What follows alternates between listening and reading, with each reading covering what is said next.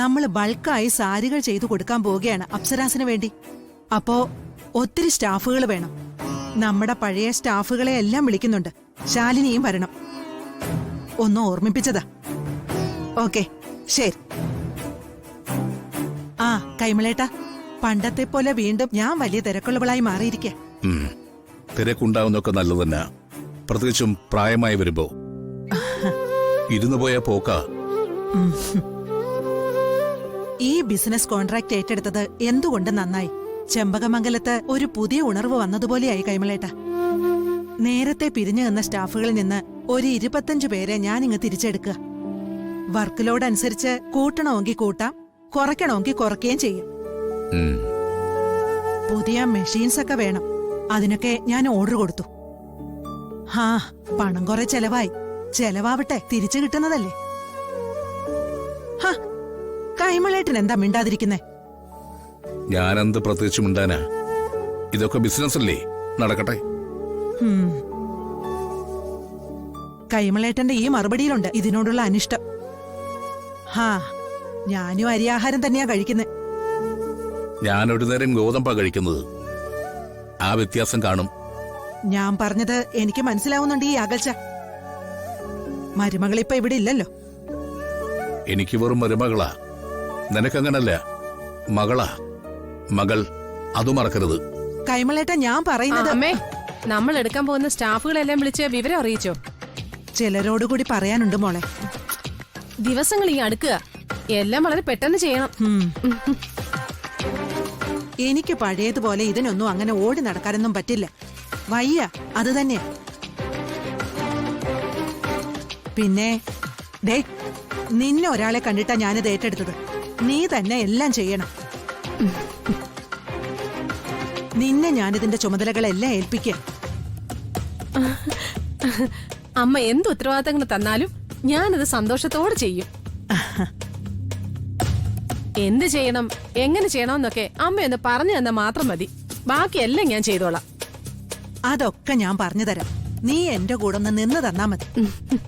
ശരി അമ്മേ.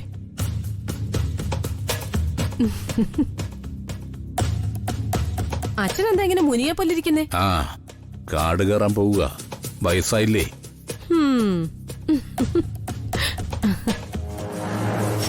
ഇതെല്ലാം കൂടെ നീ ഇവളെ ഏൽപ്പിക്കാൻ പോവാണോ? അല്ല, ഇവളെ ഏൽപ്പിച്ച എന്താ കുഴപ്പം?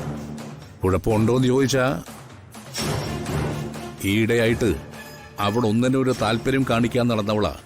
ഇപ്പോ ഇതിൽ അമിത താല്പര്യം കാണിക്കുന്നുണ്ട്.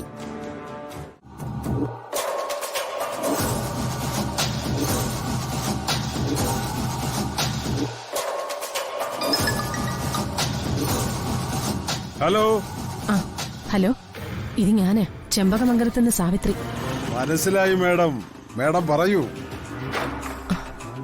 അതെ, നമ്മുടെ ബിസിനസ് ഡീല് ഒന്ന് സ്പീഡാക്കണം. എനിക്ക് ഫണ്ടിന് ആവശ്യമുണ്ട്. സ്പീഡാക്കാലോ മേഡം, എനിക്കെന്താ കുഴപ്പം? ഷൺമുഖൻ സാറിന് ഇനി ഇങ്ങോട്ട് വരുന്നതിൽ ഒരു കുഴപ്പമില്ലല്ലോ. ആ ടെക്സ്റ്റൈൽ മുതലാളിയായിട്ടുള്ള വരവ് കാലയ്ക്ക്. ഇനി ഏത് നിമിഷവും ഇവിടെ വരാം. കച്ചവടം ഉറപ്പിക്കാം. പാവം അമ്മ ഇതെല്ലാം വിശ്വസിച്ച് ബിസിനസിന് വേണ്ടി കാശെല്ലാം വാരി ചെലവാക്കുക. സ്വർണമാൽ കച്ചവടത്തിന് വേണ്ടി ഷൺമുഖൻ സാർ പ്ലാൻ ചെയ്തൊരു തരികിടയാണ് ഈ ടെക്സ്റ്റൈൽ ബിസിനസ് എന്ന് അമ്മയ്ക്കറിയില്ലല്ലോ. അത് നമുക്ക് ശരിയാക്കാം. അതിനു മുമ്പ് എനിക്ക് ആ വാളൊന്ന് കാണണമല്ലോ മേഡം. അതെ, അമ്മയോട് ബിസിനസ് ഡീറ്റെയിൽസ് സംസാരിക്കാൻ വേണ്ടി ഒരു വരവ് കൂടി വരൂ. അപ്പൊ സ്വർണമാള് കാണാം. ഓക്കെ, ഇനി അത് നീട്ടിക്കൊണ്ടുപോകാൻ പറ്റില്ല. ഞാൻ ഉടനെ തന്നെ എത്താം. അതെ, 100 കോടി മതിപ്പ് വില വരുന്ന വാളാ. വിലയുടെ കാര്യത്തിൽ ഒരു വിട്ടുവീഴ്ചയും പ്രതീക്ഷിക്കരുത്. ആദ്യം വാളൊന്ന് ഞാൻ കാണട്ടെ. ശരി, വേഗം വരൂ. ശരി.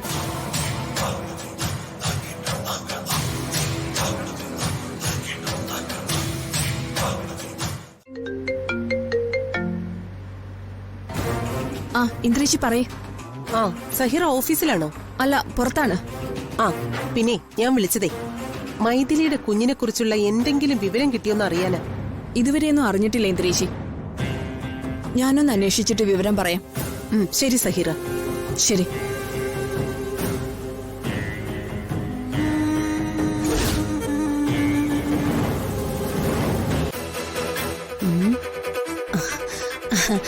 ആ മൈഥിലി ഞാനും തമ്മിലുള്ള അംഗം പർദ്ദ കണ്ടായിരുന്നോ? കണ്ടു. അവള് വെറും ലോ ക്ലാസ്സാ. തറ. ഞാൻ മനഃപൂർവ്വം അവക്കിട്ട് വേല വെച്ചതാ. ചില മനുഷ്യരുടെ മുഖം കാണുമ്പോ തന്നെ നമുക്ക് തല്ലാൻ തോന്നും. ഇവള് പക്ഷെ തല്ലാനല്ല, കൊല്ലാനോ തോന്നുന്നത്. എന്നാലും ഈ പർദ്ദയും ഞാൻ എവിടെ കണ്ടിട്ടുണ്ടല്ലോ.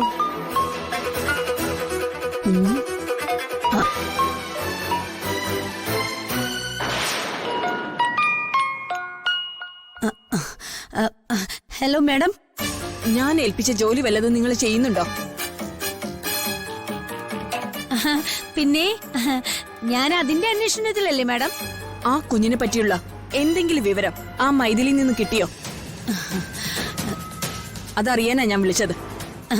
അത് അന്വേഷിച്ചോണ്ടിരിക്കാം മാഡം. ശരിക്കുള്ള വിവരങ്ങളൊന്നും തന്നെ ഇതുവരെയും കിട്ടിയിട്ടില്ല. വഴക്കുണ്ടാക്കാനല്ലല്ലോ ഞാൻ നിങ്ങൾ അങ്ങോട്ട് വിട്ടത്. എത്രയും പെട്ടെന്ന് ആ കുഞ്ഞ് എവിടെയാണെന്ന് തിരക്കി കണ്ടുപിടിച്ചിരിക്കണം. അതാ നിങ്ങളുടെ ഡ്യൂട്ടി. അത് ഞാൻ കണ്ടുപിടിച്ചിരിക്കും മാഡം. ശരി. Okay, thank you madam. അവരുടെ വക അങ്ങനൊരു ഫയറിംഗ്. എന്തിന്റെ അന്വേഷണത്തിന് വേണ്ടിയാ മാഡം ഇവിടെ വന്നിരിക്കുന്നത്? ചുമ്മാ അതിന് അവൾ എന്തെങ്കിലും പറഞ്ഞിട്ട് വേണ്ടേ? അവളെ ലോക ഉടായിപ്പാ.